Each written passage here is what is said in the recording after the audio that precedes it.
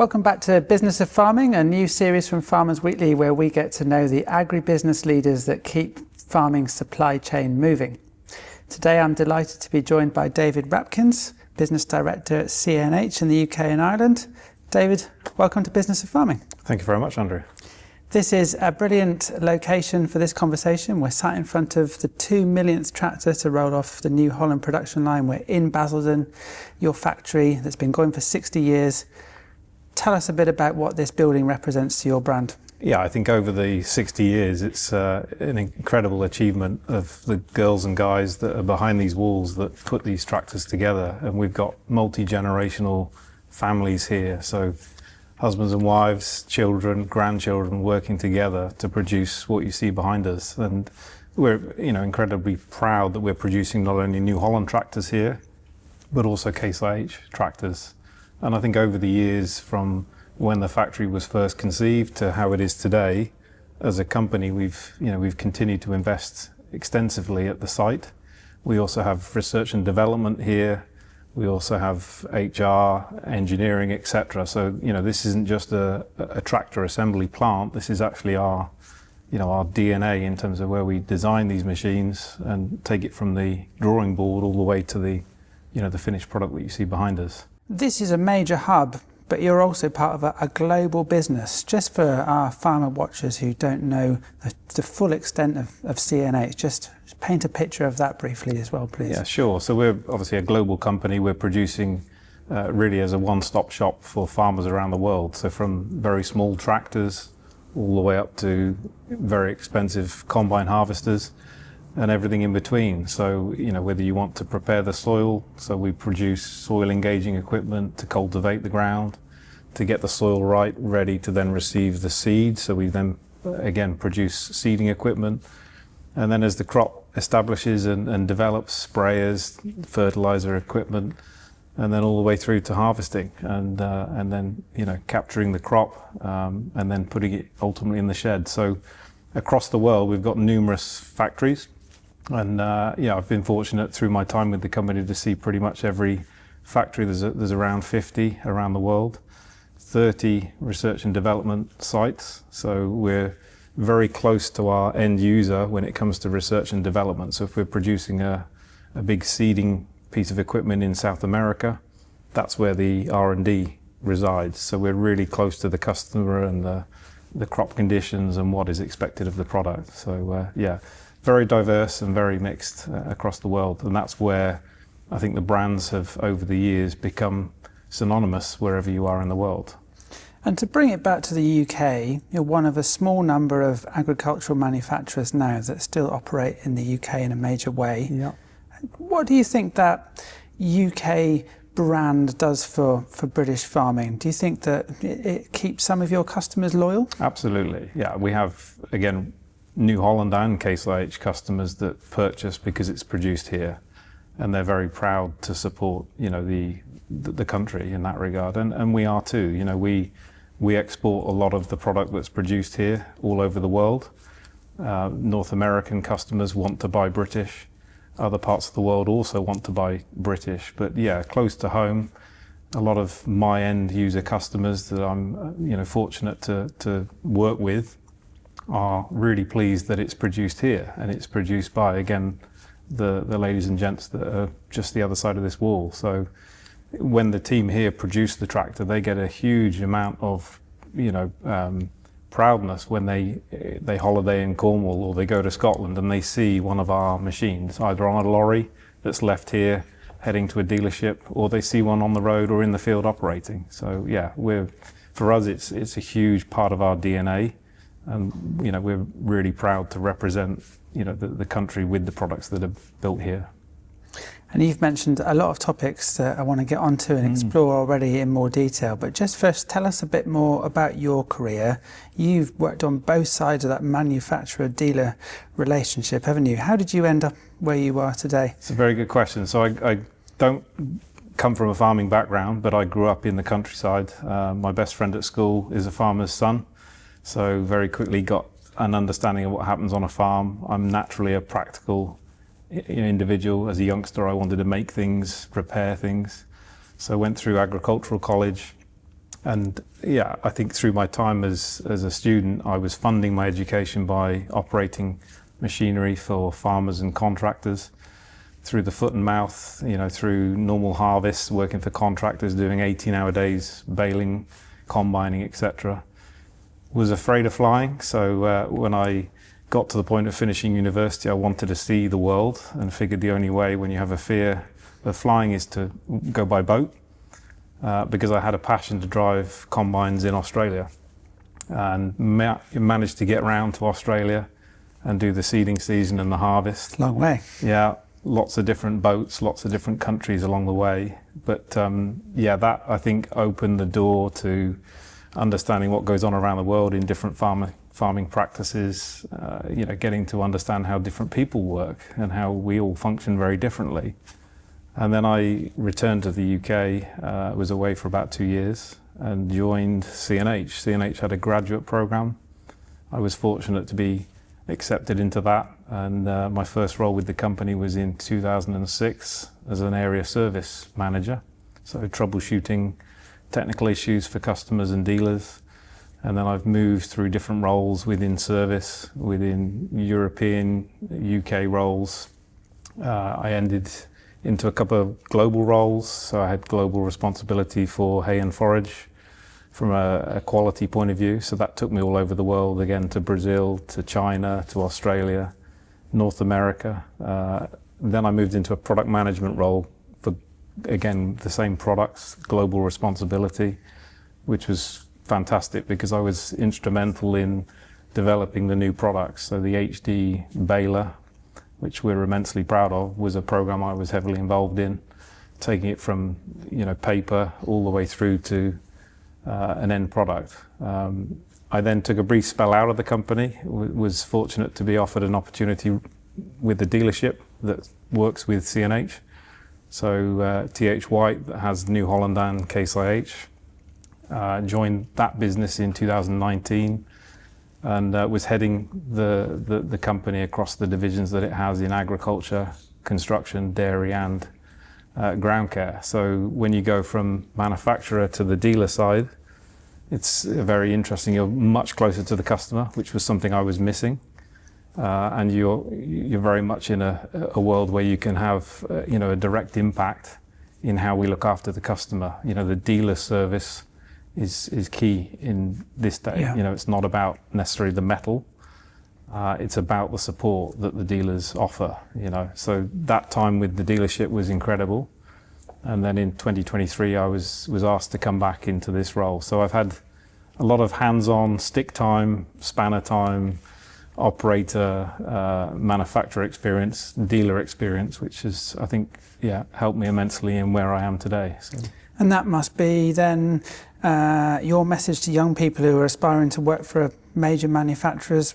It's about diversity of experience and showing you've got that hands-on approach. Yeah, I think when I speak at school events, careers evenings, colleges, presentations, etc., the attitude of the individual, being humble, having a willingness to learn, listening to those that are in the business around you. If I think back to my early years, I didn't know it all. Nobody does when you're young. Your CV is light, but if you have the right attitude, people will invest in you.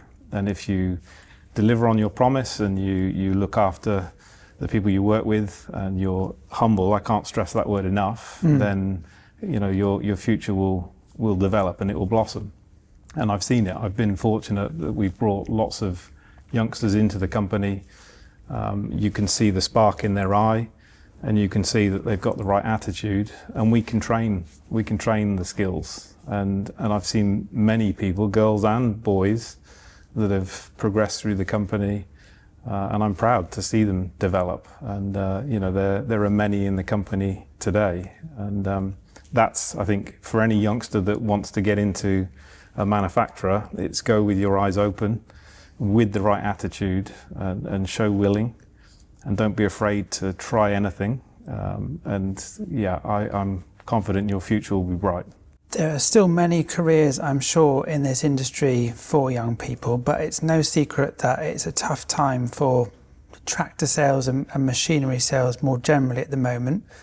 tractor sales are one barometer of farmer confidence more generally in the UK, and if that is the case, for the first half of this year we've seen sales 17% down on the year previous.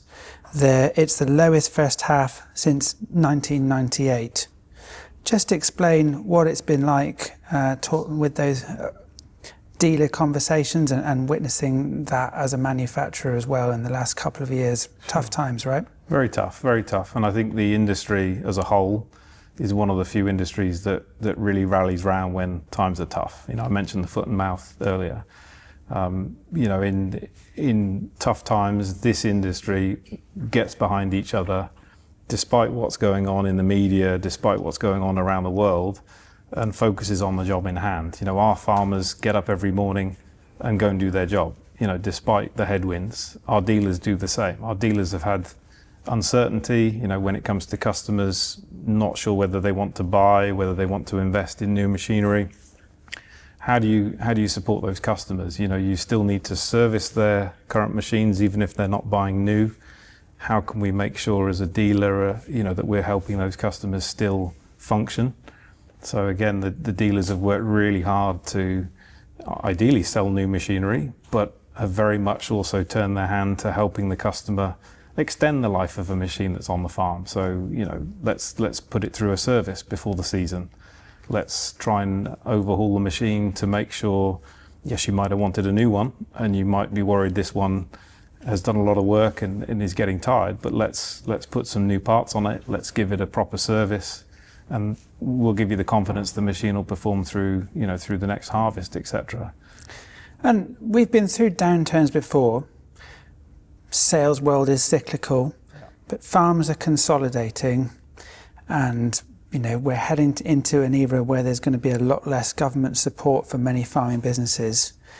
If this is roughly the new normal in terms of new tractor sales, not just for yourselves, but for all the other brands, does that represent any sort of existential threat, do you think, to the industry? Is there consolidation ahead for farmers and for manufacturers too? Yeah, I think it's across the board. I think we've seen it, haven't we, in the farming community. There's that consolidation that's going on.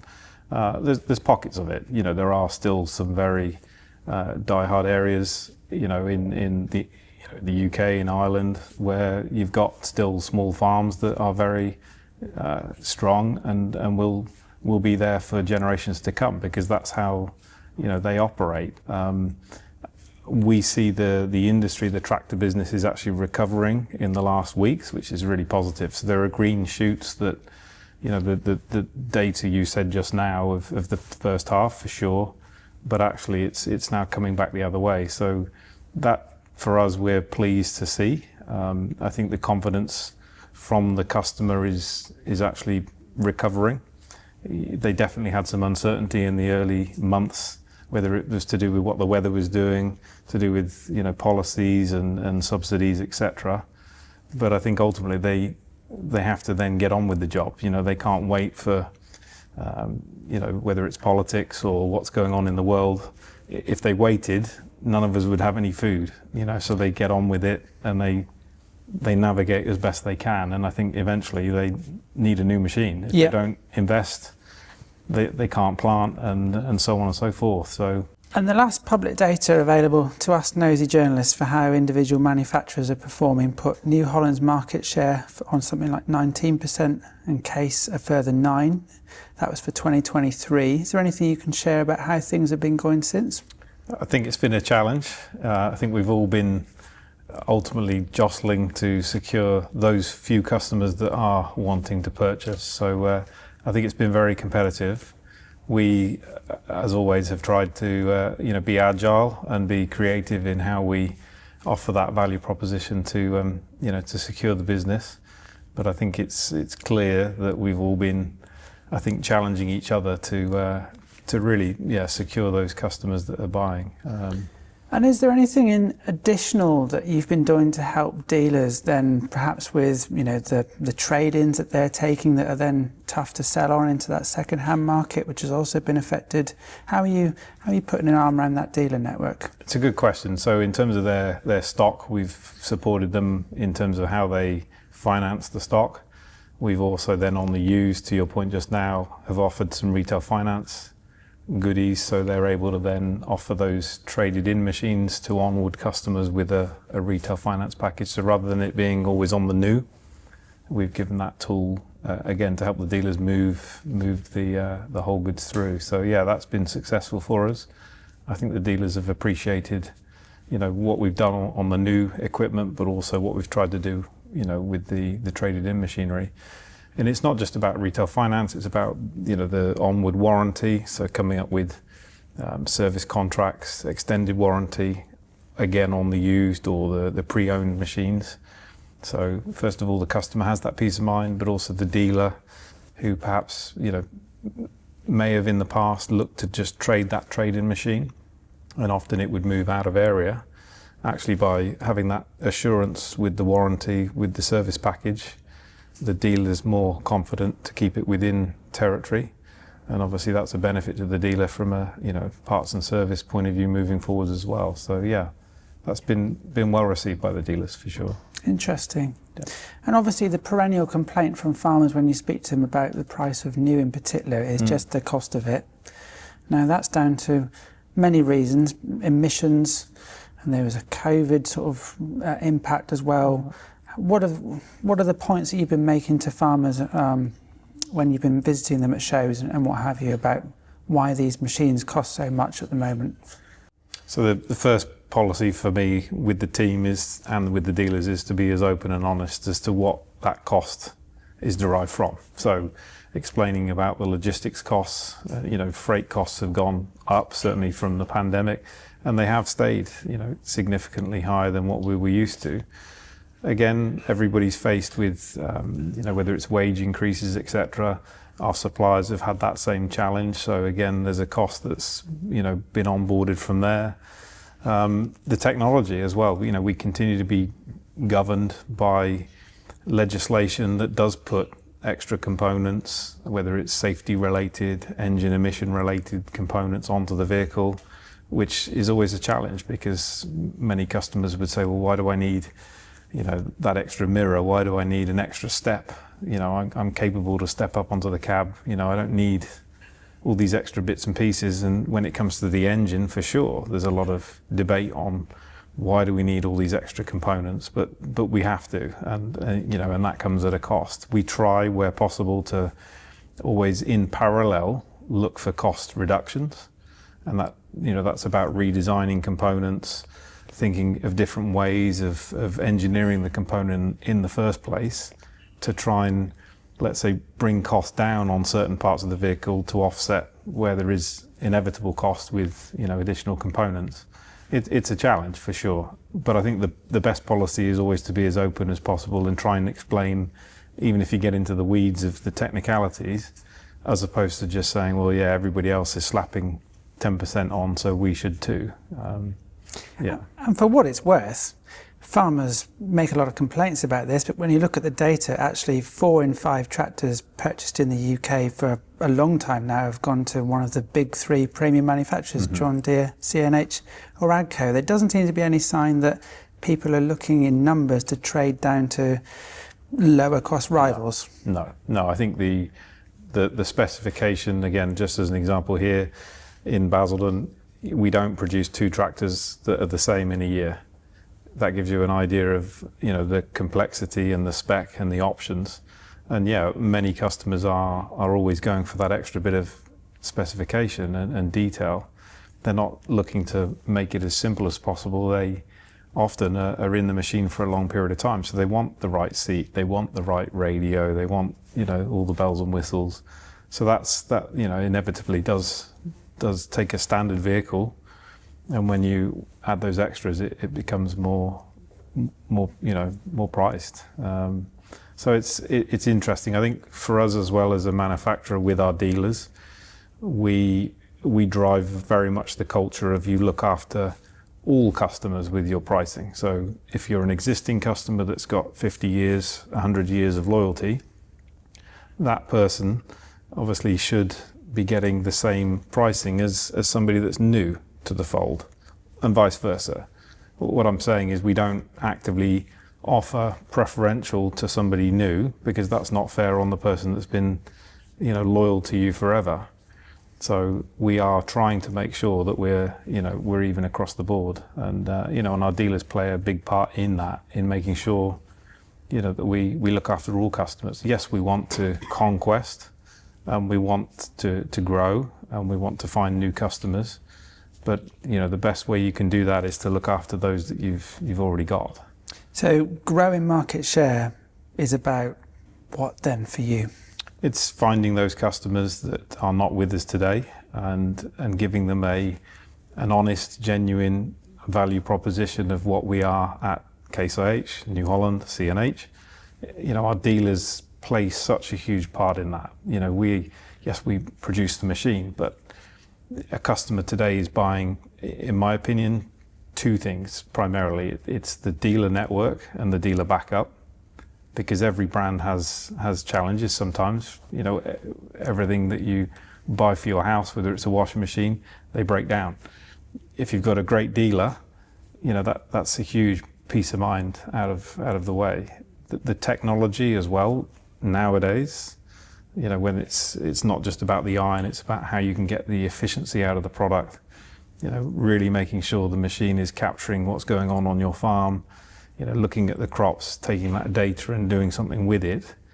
That technology is where we're able to say to our customers, either existing customers or new customers, we've got the data capture, we've got the analysis, the desktop software, we've got apps now where you can track what the machines are doing, what's going on in the field. All of that data is vital in a customer's buying decision. So if we can present that alongside the metal, you've got a strong chance of doing further business with people. Final question on dealerships then. Mm-hmm.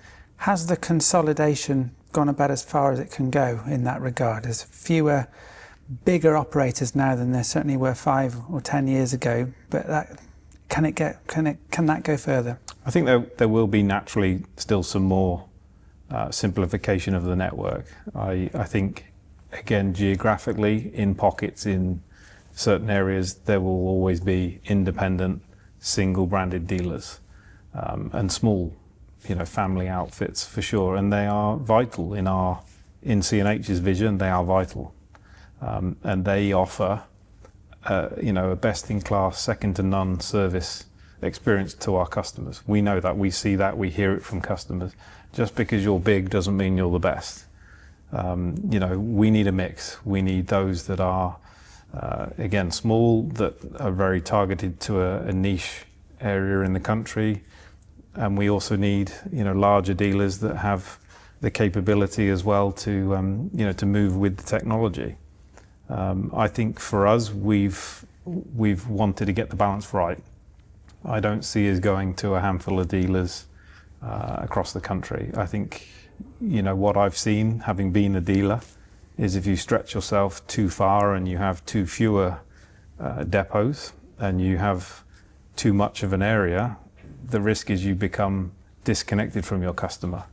And that's still what life is about. The relationship that our customers have with our dealers goes back a long way.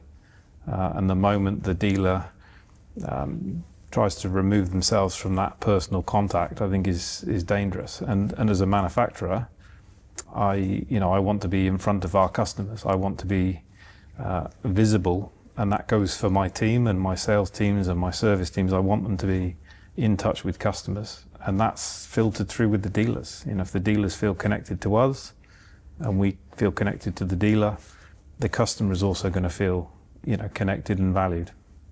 So the future then, there's a lot of new tech around there, but also you have made some choices in the past 12 months about the product offering. Mm-hmm. And you sold some tillage businesses that were part of CNH for the past 7 years, Kongskilde and Overham. Is that sort of indicative of a leaner, more specialised offering going forward then? Exactly that, exactly. I think in terms of where we want to invest and the areas that we need to invest in and continue to invest in is really the path that we're following. So you've seen continuous investment in our tractors, continuous investment in alternate fuels around our tractors in particular. And that alternate fuel strategy has been, the foundation of the company for many years, and it will divest to other products. It's not just about the tractors. We see electrification on combines. We see other elements, on the smaller tractors going to full electric. So you've got obviously the methane for the mainstream tractors. Electric is a path that we're on, as well as electrification of subsystems on a machine. So where you would have had historically a hydraulic pump, let's take away the loading and the loss of energy through using a hydraulic pump and move to an electric motor.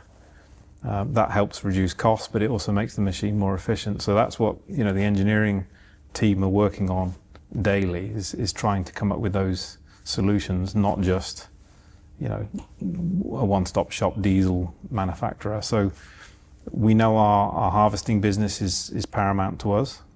So we've put a huge amount of effort into the ongoing development of our flagship combine and our leadership position with the combine business. The tractors is mainstream, and it is for all of our dealers. So we've really wanted to make sure in these next years we're really focusing on those core products for us. Now, in the realm of alternative fuels, you've made the big play in methane. Other manufacturers have gone different ways. Mm-hmm. But the big question I suppose that farmers want to answer is actually, how long is diesel still going to be the primary choice? Honestly, it's a tough question to answer. I think we're all working on solutions and strategies.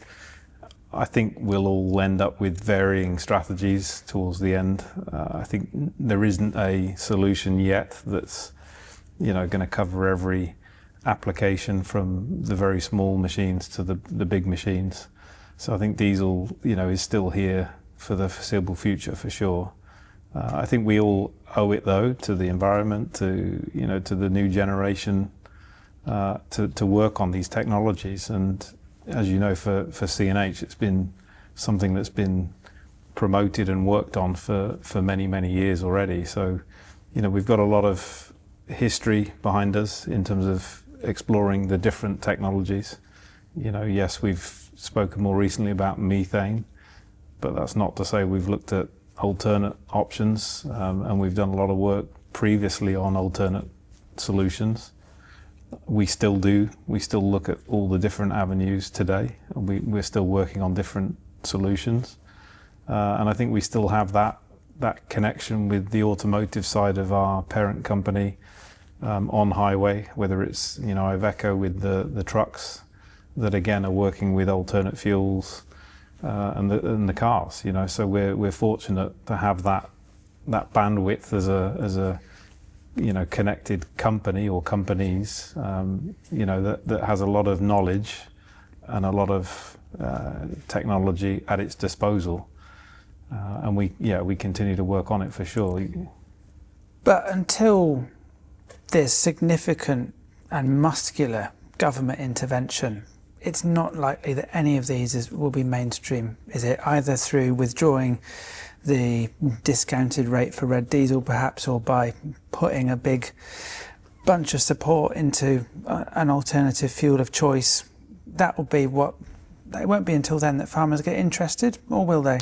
I think there are the early adopters that are very much already on board with us. We've got numerous tractors now running unassisted from us on methane, where those operators, those farmers, those food producers want to be making their mark. They want to be presenting themselves to the supermarkets to say, I'm a clean energy producer and here are my credentials. I've got my buildings running on solar, I've got my machines not running on diesel. And we've advertised and promoted those partners that we are with, and every day we continue to add to that exclusive club. We've got units across the country which are running on methane, that are harvesting machines, harvesting crops, etc. So those people are on board with it, and every day we get more inquiries of, well, if they can do it, what do I need to do to get behind it? So yeah, we're excited. So it may be that in the same way with some companies there's a premium for a regenerative agriculture standard. You might see some supply chain incentive as well in time for clean energy in agriculture. Yeah, I'm hearing it now with some of our customers. You know, they pass to me that again, Tesco's, Sainsbury's, Waitrose, the multiples are again asking for standards within their cycle. So what are you doing as a producer to meet my criteria? So that's when they then go looking for solutions, and we're there to offer those solutions up. So yeah. And the other big area of interest, of course, is more driverless tractors. Yeah. Again, it's going to be a long time until that's the default, but perhaps we're a little bit further down the road with that technology than we are with methane or other alternative fuels. Yeah, the technology's there, no doubt about it. I think it's about the compliance with health and safety, overcoming some of the hurdles there, but the autonomous machinery technology for sure exists. I think it's a gradual transition that we all want to undertake here, but it's accelerating. I think some of the changes that this country's gone through in the last years, after Brexit, finding individuals to help with the harvest, to help with picking veg, is really, really tough. Yet we need to produce more food. So how do you balance that? And that's where some of the autonomous vehicles are able to operate 24 hours a day. That to a farmer, to a food producer is obviously attractive, because you know what you're going to be able to harvest through that period. Nobody's going to go off sick. So it's, I think, something that many of our customers are very much interested in and looking into. And you've seen it, in the last years. Once upon a time, people didn't really need precision farming. And they would say, well, I farmed this farm for generations. I know where my high yielding areas are. I know where my low yielding areas are. But now it's finding those people to operate the machines. And there are less people around to operate machines. So when you've got somebody that you can put on a machine and you can set them off, and they are then able to follow a map with the field, that's giving customers a chance to put people that haven't perhaps got the experience onto the machine, but know the job is going to get done right. And I think that intelligence on the machines as well is something that we're also investing heavily in. So on a combine harvester, for example, now, the combine is making the majority of the decisions. It's not putting the onus on the operator. It's getting the most efficient setup of that combine, which takes the burden off the operator, but it means the owner of the machine is getting the absolute best from the machine, which again is great, because you can put a junior person on the machine, and the machine is able to control itself, drive itself, adjust itself, which means that a youngster has that confidence that they can develop their skills around the machine, but also the owner of the machine knows that the grain is going in the tank and it's not going out the back, and it's being efficient at the same time. So support from manufacturer, dealer, machine itself.